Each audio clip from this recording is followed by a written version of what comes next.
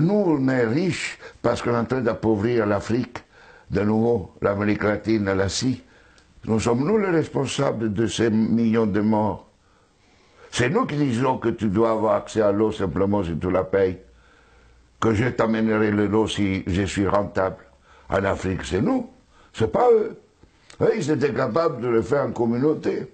Et donc, à l'heure actuelle, il faut se dire que les guerres qu'on est en train de faire, c'est quoi? C'est parce qu'ils nous ont attaqués. Qui? Quand Sarkozy a bombardé la Libye, aucun Libyen n'avait attaqué la France. La France n'avait pas été bombardée par personne. Et nous, quand les Américains ont bombardé Bagdad ou l'Irak, parce que c'était l'ennemi du mal, tous ces millions qui sont morts, et tous ces millions de réfugiés syriens, irakiens, etc., c'est qui eux, ils sont voulus. Et nous, on a le courage après de dire, je vais t'aider pour rester chez toi. Hein?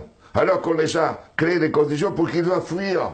Et nous, on va dire hypocritement, cette Europe qui hypocritement donne 6 milliards à la Turquie, 2 milliards aux Libyens pour pouvoir tenir les gens qui viennent d'Afrique, où on est en train d'alimenter, nous, les guerres. Mais il faut s'arrêter de se raconter des balivernes ici. Hein?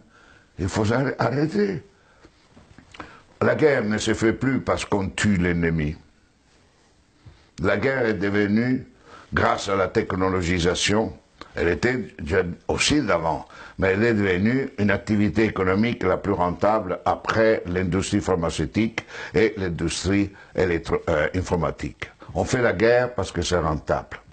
Et malheureusement, si nous ne changeons pas nos dirigeants, et nous-mêmes, hein, dans le sens, pas individuellement, mais les systèmes de valeurs fondamentaux, la sécurité nationale qui explique la guerre, la souveraineté nationale, l'appropriation privée du vivant, etc.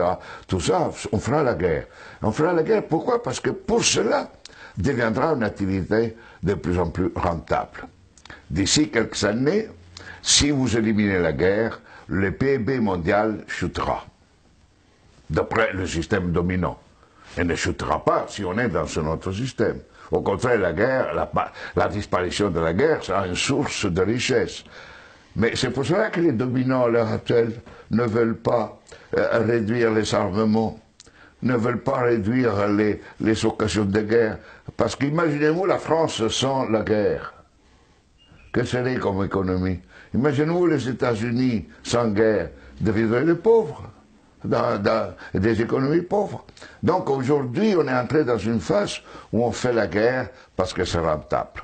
Et vous n'aurez aucun dirigeant actuel du monde qui arrêtera la guerre, parce qu'il sera crucifié, parce qu'il sera lapidé, parce qu'il va contre la logique. La guerre fait augmenter le PIB mondial. La guerre permet la croissance économique. Et on suppose que si on fait la guerre, on augmente la création d'emplois chez nous, non?